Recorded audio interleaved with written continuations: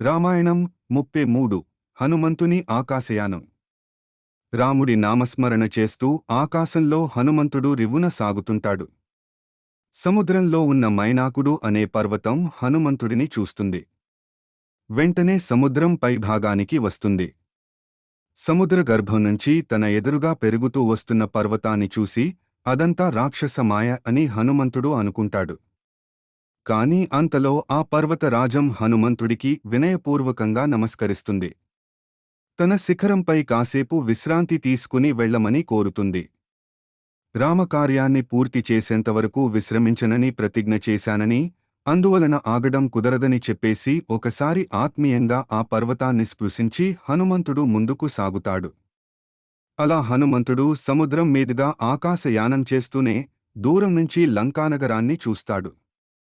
ఎత్తైన భవనాలతో, వృక్షాలతో ఉన్న ఆ లంకానగరాన్ని చూస్తూ ఆ నగరం ముఖద్వారం చెంత దిగుతాడు.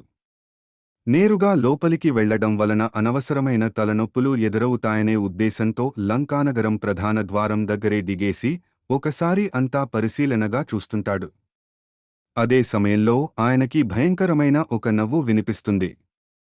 తన ఎదురుగా చిన్న పర్వతంలా కనిపిస్తున్న లంకిణిని చూస్తాడు. భీకరమైన తన రూపాన్ని చూసి ఒక వానరుడు బెదరకపోవడం ఆమెకి ఆశ్చర్యాన్ని కలిగిస్తుంది. ఎంతో కాలంగా తాను లంకానగరానికి కాపలా కాస్తూ ఉన్నానని, కాని ఇంతవరకు ఎప్పుడూ ఎవరూ అటుగా రాలేదని అంటుంది. ఇంతకాలానికి ఒక వానరుడు రావడం చూశానని చెబుతుంది. తనని చూస్తేనే ప్రాణాలు పోతాయని అనుకుంటూ ఉంటే తన ఎదురుగా ధైర్యంగా నిలబడటం తమాషాగా అనిపిస్తుందని చెబుతుంది. ఆ వానరానికి మూడటం వల్లనే అటుగా వచ్చిందనే విషయం తనకి అర్థమైందంటూ హనుమంతుడిపై విరుచుకుపడుతుంది. లంకిణి బారినుంచి తప్పించుకుంటూనే అదను చూసి ఆమె శిరస్సుపై హనుమంతుడు బలంగా మోదుతాడు. దాంతో ఆమె ఒక్కసారిగా కుప్పకూలుతుంది. అలా నేలకూలిన లంకిణి నెమ్మదిగా కళ్ళు తెరుస్తుంది. తన ఎదురుగా కొండలా ఉన్న హనుమంతుడిని చూస్తుంది. ఒక వానరవీరుడి చేతిలో ఓడిపోయినప్పుడే తనకి ఆ బానిసత్వం నుంచి విముక్తి కలుగుతుందనే శాపం ఉందని, అది నేటితో తీరిపోయినందుకు ఆనందంగా ఉందని అంటుంది. ఒక వానరవీరుడు అడుగుపెట్టడంతోనే లంకానగరానికి వినాశనం మొదలవుతుందని, తాను విన్నది నిజం కానుందని చెప్పేసి హనుమంతుడికి దారి వదులుతుంది.